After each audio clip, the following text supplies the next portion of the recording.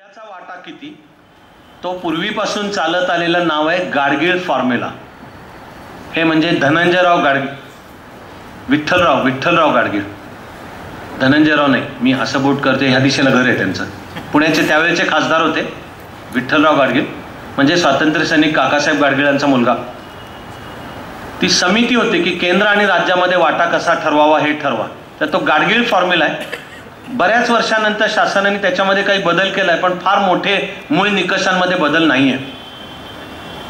त्या राज्याला केंद्र सरकार किती निधी देणार केंद्राचा हे ठरवण्याचे निकष आहेत। एक, राज्याची लोकसंख्या आणि प्रोपोर्शनल, म्हणजे लोकसंख्या जेवढी जास्त तेवढा केंद्राचा वाटा जास्त।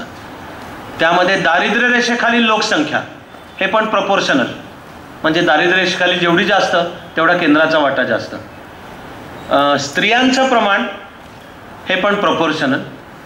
त्यामध्ये साक्षरतेचं प्रमाण, ह्याला इन्व्हर्सली प्रोपोर्शनल, म्हणजे साक्षरता जेवढी जास्त तेवढा केंद्राचा निधीमधला वाटा कमी।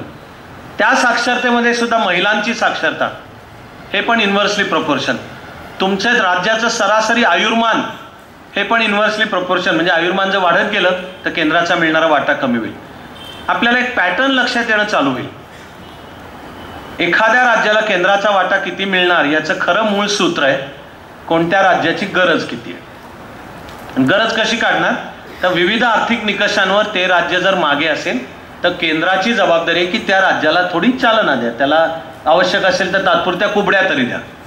हा दृष्टिकोन स्वातंत्र्यानंतर प्रथम योग्यच होता, कारण सगळा देश एक आहे। कुठेतरी त्याची सीमारेषा ठरवण्याचा प्रश्न आलाय, कारण आता स्वतंत्रही झालो याला 67 वर्ष, राज्यघटना लागू झाली यालाही 64 वर्ष, पहिल्या निवडणुका झाल्या यालाही किती, म्हणजे 1952 मध्ये पहिल्या झाल्या। हे सगळं जर मोजत गेलो आणि आज तोच गाडगीळ किंवा थोडा बदल केलेला फॉर्म्युला लक्षात घेतला, खरं म्हणजे असं दिसून येईल की या 50-60 वर्षात ज्या राज्यांनी आपल्या साधन संपत्तीचा वापर नीट केला, विकास घडवून आणला, त्यांना आज शिक्षा होतीये केंद्राकडनं।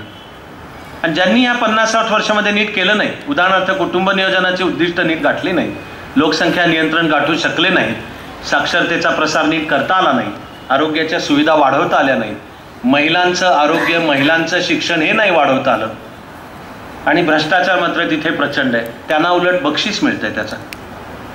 तर गेला काही काळ हा भारताच्या आर्थिक नियोजनासमोरचा एक महत्त्वाचा प्रश्न आहे की न्याय तर साधायचा, पण एफिशियन्सीला शिक्षा नाही करायची। याचा तोल करेक्ट कसा सांभाळायचा हे या बजेट समोरचं सुद्धा आव्हान आहे। हे रेव्हेन्यू शेअरिंग आणि ग्रँटी नेटवरनं ठरेल। मग रिसोर्स ॲलोकेशनमध्ये खर्च, तर आपल्याला दिसेल की ते खर्चाचे हे मुख्य 2 प्रकार आहेत। एक्सपेंडिचर, कॅपिटल एक्सपेंडिचर, भांडवली गुंतवणूक। तो खर्च भांडवली म्हणजे मग काहीतरी नवं उभं केलं जातं, भांडवली म्हणजे नवा व्यवसाय, नवा रस्ता, इन्फ्रास्ट्रक्चर, ही सगळी मानली जाते भांडवली गुंतवणूक। आणि रेव्हेन्यू म्हणजे महसुली खर्च, म्हणजे खावटी दररोजचा, त्यामुळे महसुली खर्चात सरकारी कर्मचाऱ्यांचे पगार इत्यादी येतात। समजा नाही, हे ॲक्च्युअल आहे, भाकरा नांगल पहिल्या पंचवार्षिक योजनेमध्ये होतं। तुमच्या माझ्या देशाच्या दुर्दैवाने आपले विकासाचे प्रकल्प वेळच्या वेळी कधी पूर्ण होत नाहीतच, उशीर होतात। त्या उशिरांना 2 करेक्ट लक्षात घेण्याचे शब्द आहेत, टाइम ओव्हररन आणि कॉस्ट ओव्हररन।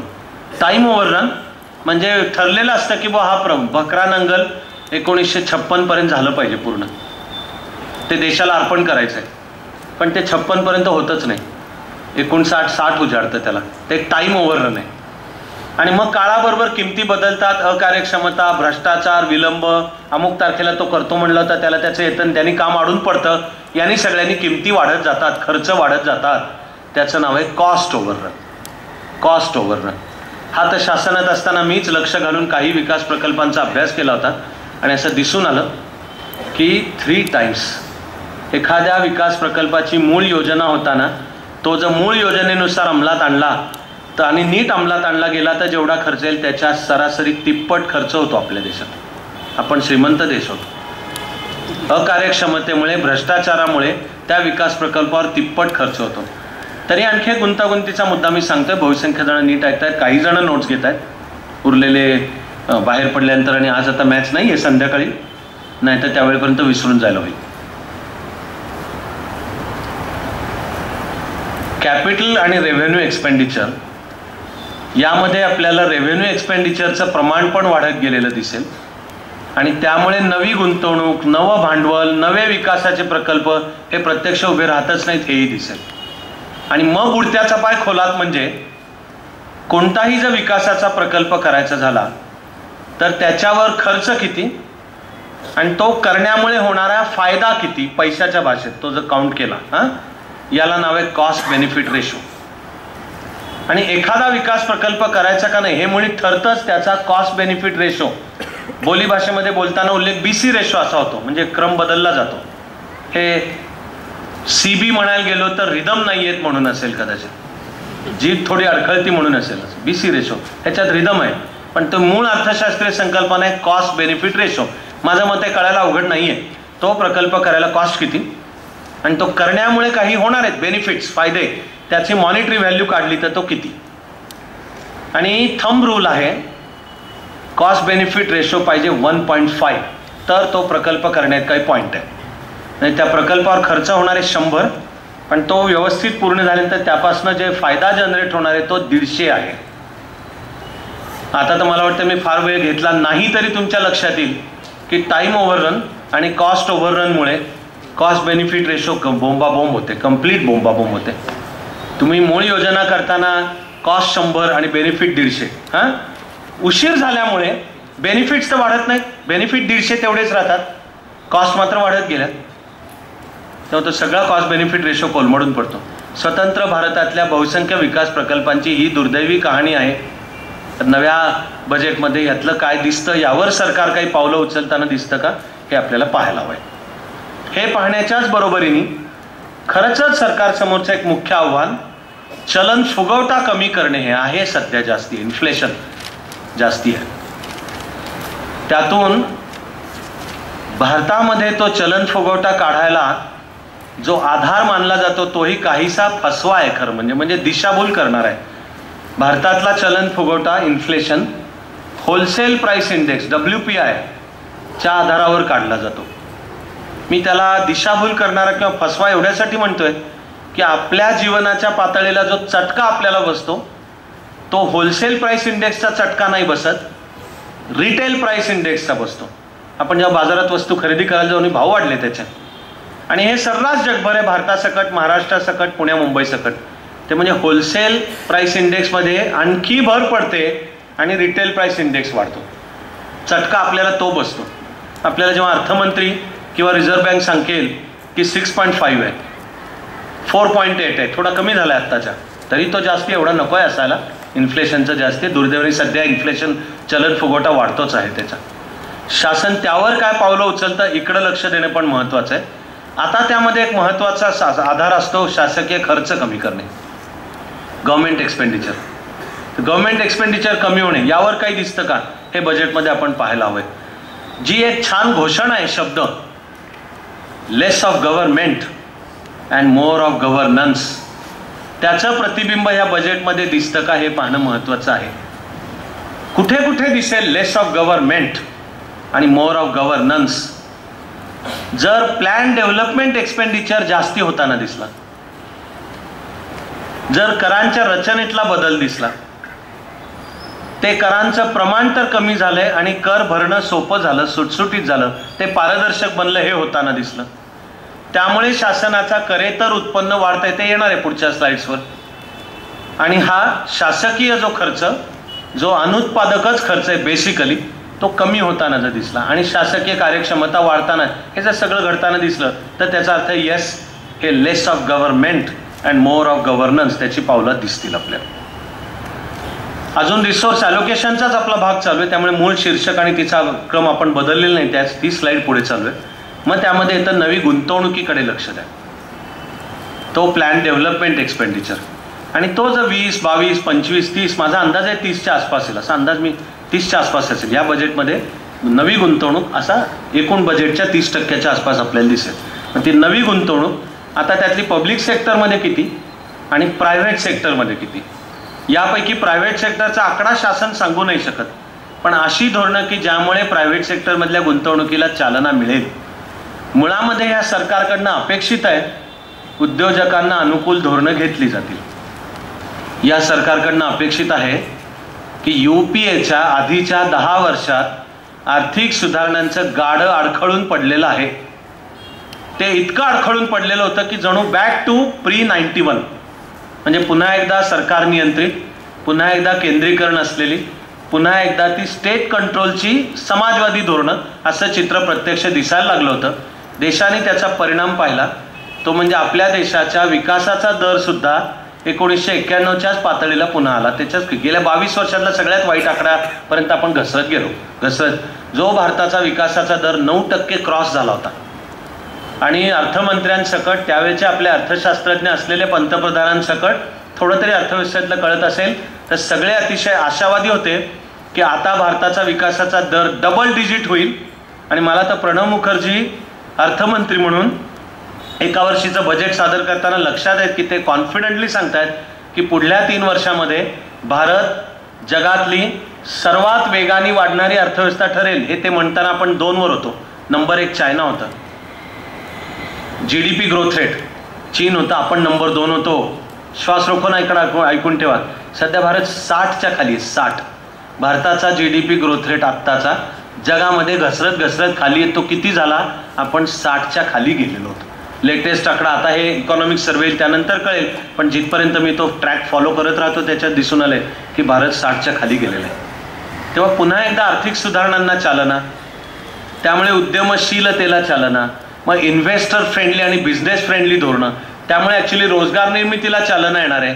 आपण पाहिलं की निवडणुकीच्या काळात सुद्धा जसं क्रमाक्रमाने दिसत गेलं ओपिनियन पोल्सच्या द्वारा किंवा एकूण वातावरण तयार होत गेलं की UPA सरकार हारणार आहे, हारण्याचं वाढत गेलं वातावरण आणि त्याच्या जागी हे NDA येणार.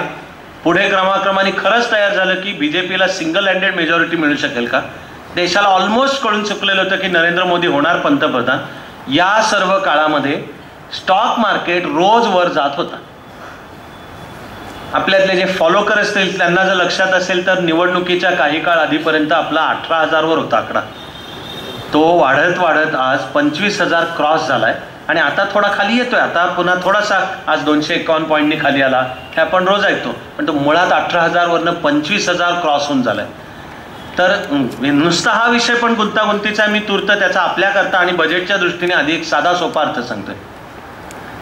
बाजाराला चालना आली आहे, ऊर्जित अवस्था आली आहे आणि BSE सेन्सेक्स 18,000 वरनं 25 त्यांनी क्रॉस होणे याचा अर्थ आहे की नव्या गुंतवणुकीला चालना मिळते आहे. अपेक्षित आहे की हे सरकार तशी धोरणं ती बजेटमध्ये दिसतील. ती जर होताना दिसली तर स्टॉक मार्केट अजून वर जाईल. पण आता पाऊस नाही, अल निनो प्रेडिक्शन्स आहेत की यावर्षी पाऊस अमुक. महाराष्ट्रात आपण पाहतोच आहोत की दर सरासरीच्या 60% आसपास झालाय. इथं पुण्यात आपण पाहतो की धरणातला साठा आता जर पाऊस पडला नाही तर जुलै अखेरपर्यंतच पुरेल एवढाच आहे.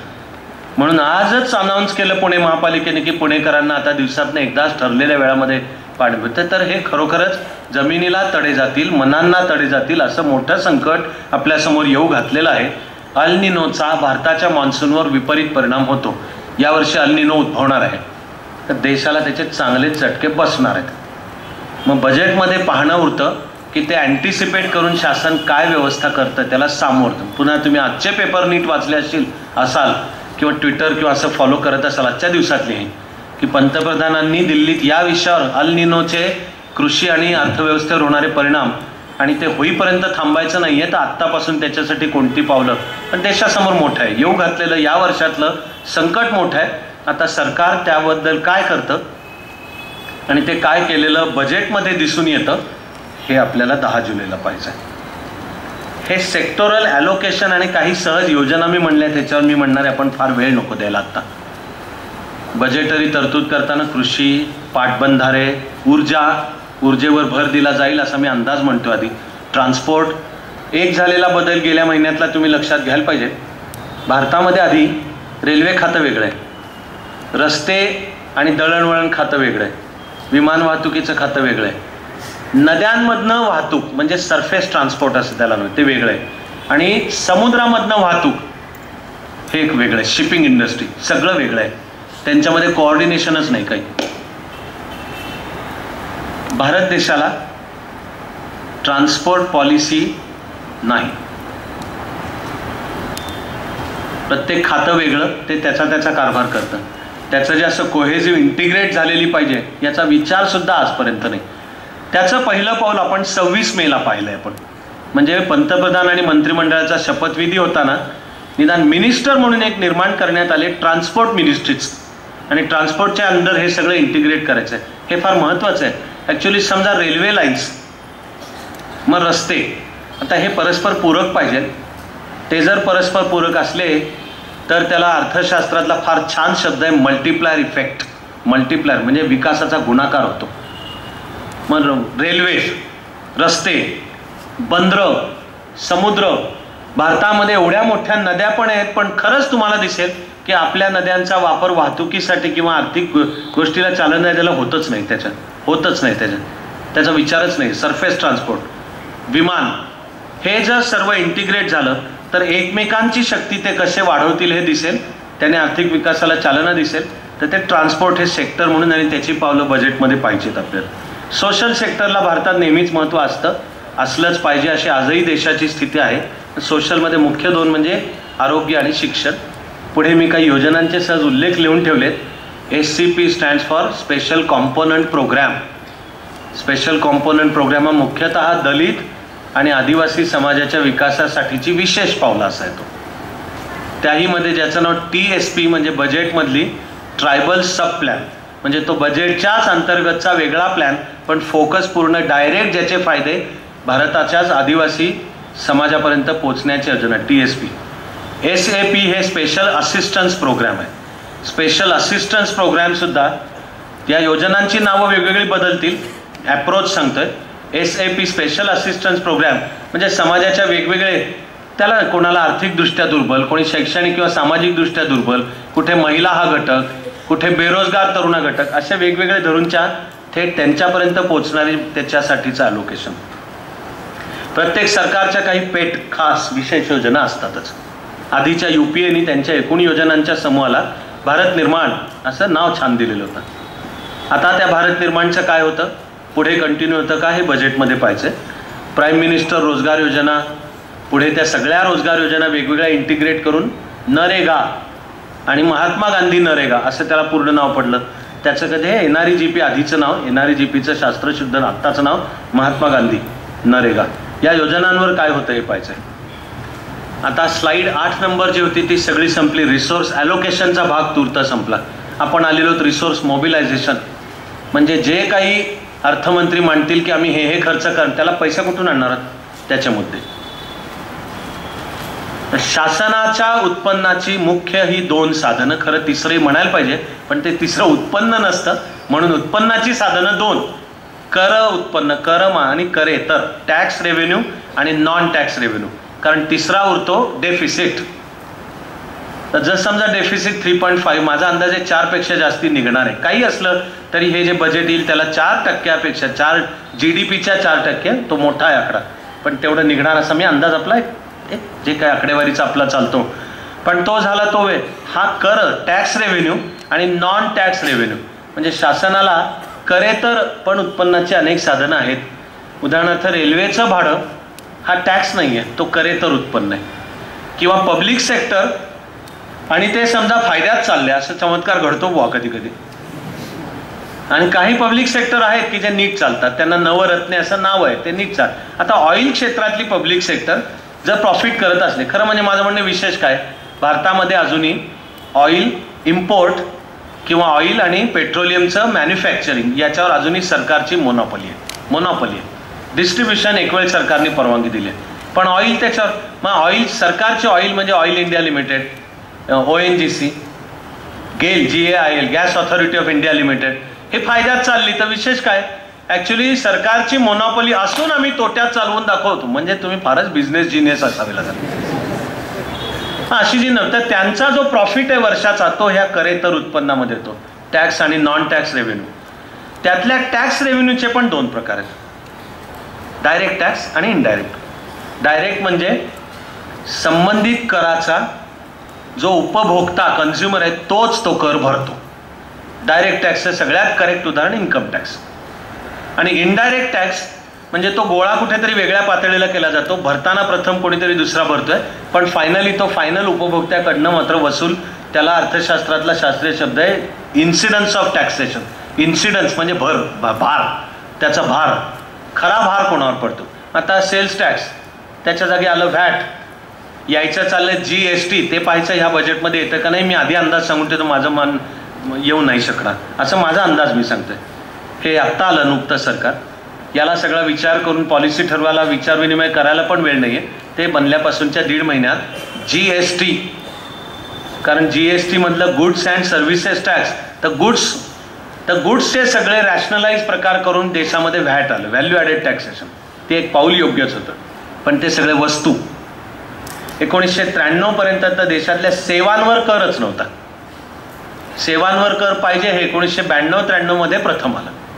आता तो प्रकार वाढत गेलेला आहे.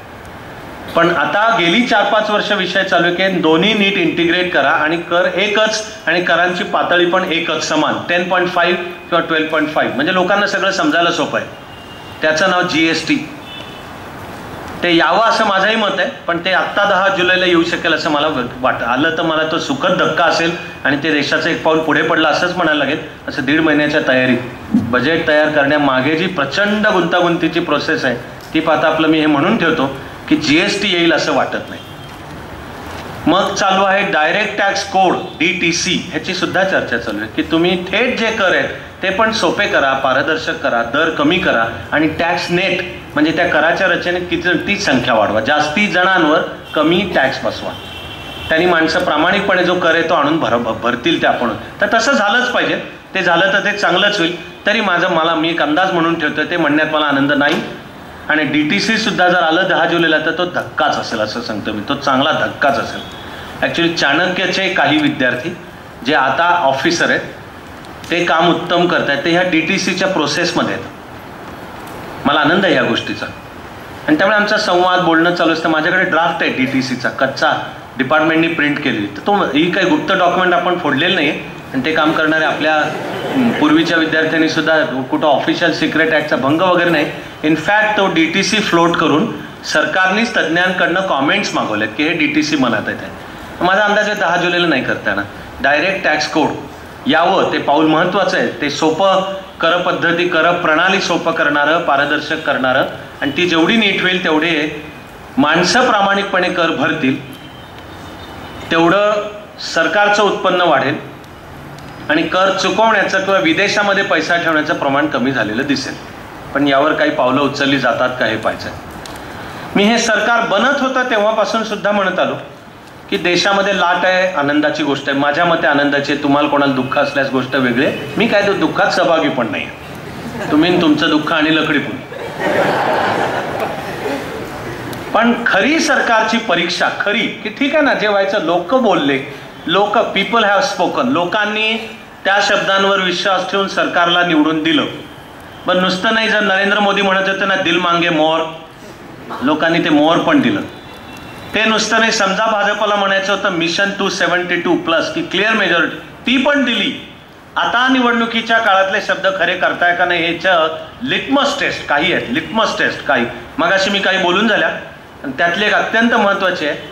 खरंच काळ्या पैशावर हे सरकार आता काही पावलं, त्याचे बजेट ही जागा आहे. 10 जुलैला जाहीर होताना त्याच्यात जर प्रतिबिंब दिसलं की हे सरकार सिन्सिअरली काळा पैसा बाहेर काढणे, त्याच्याशी संबंधितांना शिक्षा करणे आणि तो निदान पैसा देशाच्या विकास प्रक्रियेमध्ये येईल अशा व्यवस्था करणे, हे जर दिसून आलं, अर्ली इंडिकेशन्स म्हणतात, पहिले ते दिसल्यात, पहिल्या काही दिसलेल्या आहेत. प्रथमच स्वित्झर्लंडच्या सरकारने जाहीर केलं की भारत सरकार मागतंय त्याच्यानुसार आम्ही काळा पैसा कोणाच्या ती नावं आम्ही सांगू. आपल्याला आधीचं सरकार आणि त्याच्यातले मंत्री बिलकुल गंडवत होते, हे सांगतोय स्पष्ट. देशाशी आणि संसदेत सुद्धा खोटं बोल, हे मी त्याही वेळेला म्हटलेलं आहे की ते खोटं बोलतायत.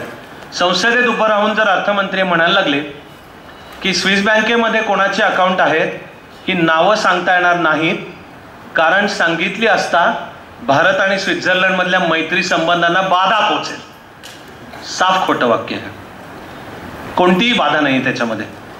इनफॅक्ट स्विस बँकेच्या गुप्ततेच्या नियमांचा भारताचे कायदे मोडायला जर उपयोग करून घेतला जात असेल तर तो स्विस बँकेच्या पण कायद्याच्या विरुद्ध आहे.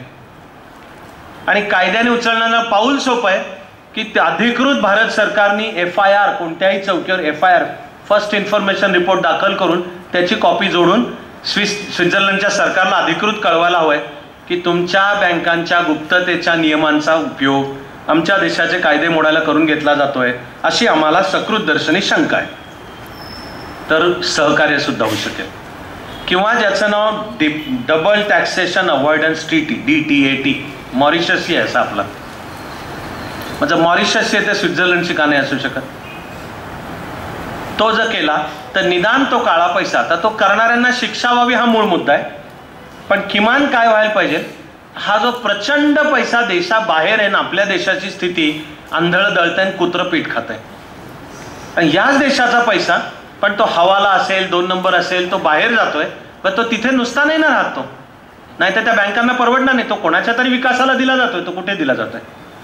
मग आम्ही देशात म्हणणार की विकासाच्या पायाभूत प्रकल्पांना निधी कमी आहे म्हणून ते होऊ नाही शकत गतीने. तर मी म्हणेन की देशाच्या विकासाला चालना द्यायची असेल तर पहिलं तर गोष्ट किमान हा या प्रकारचा सर्व काळा पैसा देशाच्या विकास प्रक्रियेत येण्याची व्यवस्था झाली एवढं तर व्हायला पाहिजे. ते डबल टॅक्सेशन अवॉइडन्स ट्रीटीने होईल. तो एक प्रकारे काळा पैसा पांढरा होऊन मॉरिशसद्वारा भारतात याची व्यवस्था सरकारने करून दिली. ते नैतिकदृष्ट्या क्वेश्चनेबलही असेल, मला आपण त्याचं समर्थन पण करण्याचं कारण नाही, पण मी म्हणतोय देशाच्या दृष्टीने किमान समाधान काय की चलो उस बहाने जो काळा पैसा निदान नाही तर दुसऱ्या कोणाच्या तरी विकासाच्या कामी येतोय तो मॉरिशसद्वारा येऊ दे भारतात, निदान भारतातले पायाभूत प्रकल्प होतील.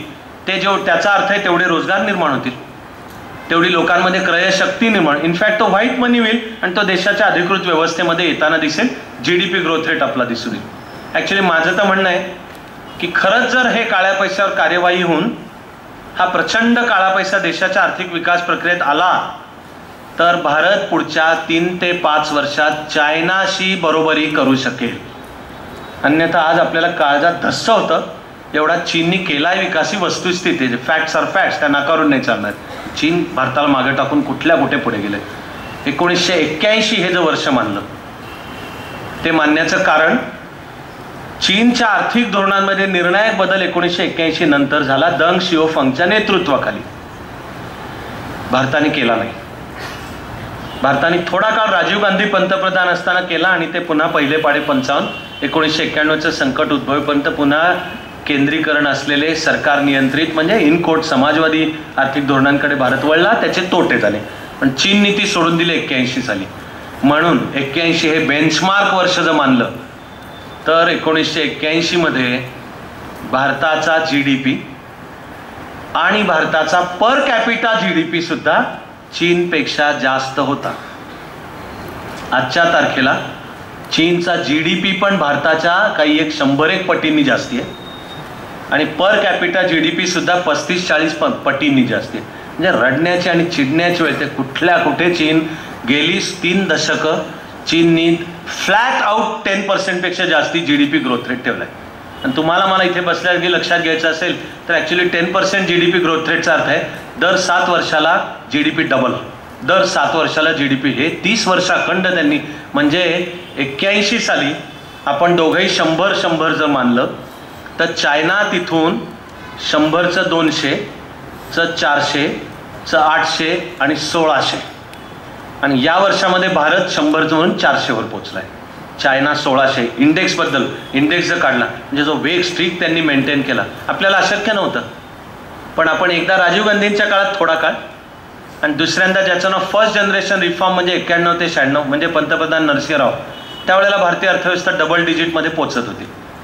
पुन्हा अडखळलं, पुन्हा अस्थिरता. 96 ते 98 ही वर्ष, 2.5 वर्षात 3 निवडणुका, 5 सरकारं, आर्थिक धोरणं बोंबललीच, भारताचा GDP ग्रोथ रेट खाली आला. 98 पासून 2004 पर्यंत NDAचं पुन्हा एकदा सरकार होतं. त्याचे जे काही भलबुरे चिकित्सक ॲनालिसिस असेल, not with standing all of it, आर्थिक सुधारणांना चालना दिली त्या सरकारने. पुन्हा एकदा भारताचं चित्र चांगलं दिसू लागलं. पुन्हा भारत डबल डिजिट गाठेल असं. पुन्हा सत्ता बदल, UPA, पुन्हा बॅकवर्ड, रेट्रोग्रेड, मागं पाहणारी, आणि परिणाम आपण पाहतो त्याचे सर्व. या बजेट समोरचं आव्हान की तो जो अडखळून पडलाय आर्थिक सुधारणांचा ओघ, त्यामुळे GDP ग्रोथ रेट खाली आलाय, बचतीचा दर खाली आलाय भारताचा. ती बचतीपैकी गुंतवणूक किती होते हे खाली आलेलं आहे. आणि तुम्ही फार अर्थशास्त्री तुम्ही नाही असण्याची गरज. बचत जर कमी आणि त्या बचतीपैकी गुंतवणूक कमी, सरळ GDP ग्रोथ रेट कमी, इतकं डायरेक्ट नातं आहे की देशामध्ये जर बचत कमी, GDPच्या आपण बचत कमी करतो. भारत देश कंपल्शन न करता GDPच्या 33, 34, 35% बचत करत होता. आजच्या आणि आता तर घड्याळ पाहता मी थोडक्यात आलोच होतो आपण शेवटाकडे, पण तुम्हाला एक साधं समीकरण, कॅपिटल आउटपुट रेशो नावाची संकल्पना आहे. कॅपिटल आउटपुट रेशो म्हणजे आउटपुट 1 नी वाढायचं असेल तर भांडवली गुंतवणूक किती केली पाहिजे, किती भांडवल गुंतवलं म्हणजे 1 युनिटनी आउटपुट वाढेल, कॅपिटल आउटपुट रेशो.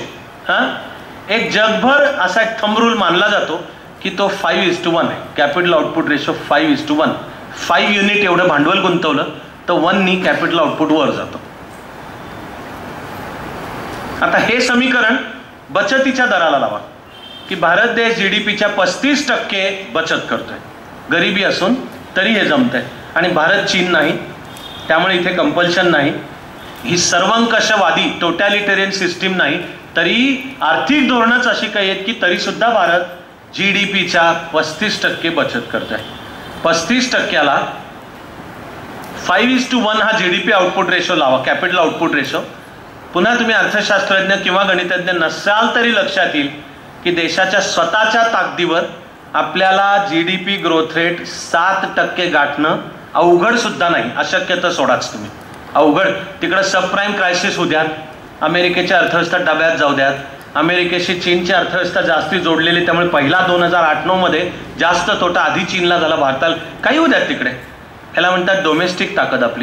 आपली देशांतर्गत बाजारपेठेची ताकद ती भारताची आहे, पण आत्ताच्या चित्रात ती त्याला नीट आकार सरकारी आर्थिक धोरणांमध्ये येत नव्हता. तर आता तर गेल्या काही वर्षांमध्ये हे बचतीचं 35चं प्रमाण 21-22 वर आलंय, खाली आलंय बचतीचं प्रमाण. म्हणजे तुम्हाला लक्षातच येईल की जर ते 21-22 वर आलेलं असेल आणि 5:1 तर GDP ग्रोथ रेट 4%च्या आश्चर्य नाही त्याचे. तो आपला खरंच 4.3 या वर्षीचा आणखी खाली गेलेला आहे. 2013-14चे जे आकडे येतील 4 पॉईंट काहीतरी, थेट नातं त्याच्यामध्ये दिसून येईल. त्यामुळे बचतीला चालना किती आणि कशा मिळतील हेही पाहिलं पाहिजे. तो सेव्हिंग्ज आणि इन्व्हेस्टमेंटचा रेट काय होतो हे, आणि मग भारतीय आर्थिक विकासाला गती मिळते का हे पाहिलं पाहिजे. तर जसं टॅक्स आणि नॉन टॅक्स, टॅक्समध्येही केळकर समिती पूर्वीपासून प्रसिद्ध आहे. महत्त्वाचे डॉक्टर विजय केळकर हे फायनान्स सेक्रेटरी होते. त्यांची एकसदस्य समिती त्यावेळच्या म्हणजे ते UPA सरकार आहे त्यांनी नेमलेली होती. तो अहवाल फार महत्त्वाचा आहे आणि त्यातल्या कृषीवर आयकर लागू करावा, ॲग्रिकल्चरल इन्कम टॅक्स, असे काही 1-2 मुद्दे सोडले तर बाकीच्यावर अंमलबजावणी झाली. सरकारचा दुसरा नॉन टॅक्स रेव्हेन्यू, त्याच्यामध्ये काही बॉरोईंग्स, व्याज, प्रॉफिट आणि महत्त्वाचा भाग त्याच्यात हे NRI रेमिटन्सेस. NRI अनिवासी भारतीय, त्याला छान शब्द आहे प्रवासी भारतीय, जो निधी भारतात पाठवतात तो पण दिसून येतो. कारण तो डॉलरमध्ये येतो म्हणून तो आधी रिझर्व्ह बँकेच्या गणितात येतो, नंतर तो रुपयामध्ये भारतीय अर्थव्यवस्थेत असायला परवानगी असते, अशी त्या बाबतीतली व्यवस्था आहे. त्याचा पण ज्यांचा अभ्यास आहे त्यांना पुढचं मिनिट मजा येऊ शकते, त्यांना खटकराचा मुद्दा लक्षातच येणार आहे. तो आपण फुल कन्व्हर्टिबिलिटी ऑन करंट अकाउंट, चालू खात्यावरील पूर्ण परिवर्तनीयता स्वीकारलेली आहे. त्यामुळे जे NRI रेमिटन्सेस येतात त्यातला बहुसंख्य भाग रुपयात परिवर्तित करून भारताच्या अंतर्गत परवानगी आहे. अजून आपण स्वीकारलेली नाही भांडवली खात्यावरील परिवर्तनीयता, फुल कन्व्हर्टिबिलिटी ऑन कॅपिटल अकाउंट, म्हणजे नवे काहीतरी उद्योग, नवी इन्व्हेस्टमेंट आहे ती डॉलरच्या भाषेत येते, त्याला अजूनही सरकारची पण पूर्व परवानगी लागते आणि RBIची पण लागते. पण ज्या दिवशी ते जाहीर होईल त्यावर आधीच्या UPA सरकारने नेमलेली तारापोर समिती आहे, तारापोर समितीने अहवालही दिला होता की 2009 पर्यंत भारताने पूर्ण परिवर्तनीयता म्हणजे भारतीय चलन रुपया फ्लोटिंग, खुल्या बाजारातला फ्लोटिंग असा होईल. त्यावेळच्या सरकारने ठरवलं की शिफारस मान्य, टाइम लिमिट नाही मान्य. तेव्हा UPA सरकारने पण जाहीर केलं होतं की पूर्ण परिवर्तनीयता स्वीकारायची ही दिशा आहे, पण 2009 नाही, त्या सरकारने ठरवलं होतं 2013. आपल्याला माहिती की 2013 होऊ शकलं नाही. असा तो काही सरकारचा दोष आहे असं नाही, सबप्राईम क्रायसिसचा तोटा आहे, पण त्यावर सुद्धा हे सरकार काय पावलं उचलतं का नाही हे पण आता पाहण्याची गोष्ट आहे. मी पुढच्या जरी स्लाइड्स असल्या तरी आज आपण एवढ्यावर हे अनेक शब्द माझे बोलून झाले. टॅक्सेसचे प्रकार, डेफिसिट, ही नंतर आहे पहा. हे आपोआप मी ही स्लाईड जरी आलो नसलो, आज आपण एवढं थांबायचं ठरवणार. मी एक शेवटचा त्यामुळे अत्यंत महत्त्वाचा तूर्त मुद्दा बोलून आजच्या पुरते आपण थांबू. ॲक्च्युली मी सगळ्यांना ज्यांना शक्य होईल, म्हणजे ज्यांची स्वतः 24 ऑगस्टला ज्यांची परीक्षा असे जे बसलेले असतात, ते मी सांगतोय ते पुस्तक वाचण्याच्या फंदात आत्ता नका पडू. पण ते सोडता बाकी सगळे जमलं तर न चुकता, खरंच मी चाणक्यातली ॲक्टिव्हिटी म्हणून सुचवतोय की आता मी सांगतोय ते पुस्तक खरंच मिळवा, वाचा. मी आपल्या कार्यालयात ऑलरेडी सांगितलं की आपल्याला तर नीट प्रकाशकाची परवानगी विचारून मराठी एक चॅप्टर त्याचा छापायचा आहे. पुस्तकाचं नाव bringing India back on track bringing India back on track असं पुस्तकाचं नाव आहे. ते कोणा एका लेखकाचं नाही, त्याचे संपादक आहेत, 3 आहेत. त्यामधला एक विवेक देब्रॉय. ते देब्रॉय म्हणजे खरं देवराय बंगाली आडनाव आहे आणि ते संस्कृत नाव म्हणायचं तर विवेक आहे, पण बंगाली उच्चार विवेक होतो. तो विवेक देब्रॉय, ॲशली टेलिस आणि आणखीन एक तिसरा, जरा मला बोलता बोलता नाव लक्षात जरी. हे 3 संपादक आहेत आणि भारताच्या राष्ट्रीय जीवनाची 17 क्षेत्र, त्या प्रत्येक क्षेत्राचा कोणीतरी एक तज्ज्ञ आणि नीट तो होमवर्क आहे. 2014 जे सरकार सत्तेत येईल त्यांनी काय केलं पाहिजे असंच ते चॅप्टर्स आहेत. ते Carnegie foundation for international understanding वगैरे वगैरे असं काहीतरी, कार्नेगी एंडोमेंट फाउंडेशन नाही, Carnegie endowment for peace and international cooperation असं काहीतरी नाव आहे त्याचं. त्या संस्थेने तयार केलेलं आहे. माझी थिअरी आहे की हे काही एक बहुधा नरेंद्र मोदी किंवा भाजप यांनी दूरदृष्टी ठेवून केलेला होमवर्क आहे. हे नुसतं पुस्तक नाही आहे.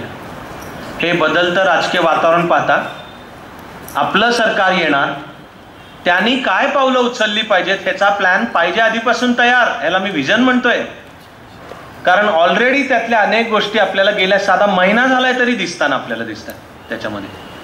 आणि तो पूर्ण अप्रोच त्या पुस्तकाचा, प्रत्येक चॅप्टर मधला तज्ज्ञ जनरल पांडित्यपूर्ण लिहित नाहीये. त्याला ब्रीफ आहे की तू जनरल खोलात जाऊन आणि एकूण भारताने त्यावर काय करावं वगैरे सांगू नको. साधी सोपी इमिजिएट करता येतील पण अशी पावलं की जी उचलल्याने फरक, परिवर्तन, बदल घडणं दिसेल ती सांग. तर ते जे पुस्तक वाचतील आणि मग चाणक्यातल्या तासांना आपण त्याच्या चर्चा तर जरूर करू. तो आपलं we are going to be enlighten. It's an enlightening book, it's an inspiring book. तर ते bringing India back on track जसं ज्याला जसं जमेल जरूर वाचा. मग माझ्या असो अथवा अन्य कोणाच्याही तासांना आपण त्याच्या चर्चा करू. या बजेट समोरचा सर्वात मुख्य प्रश्न, will it bring India back on tracks?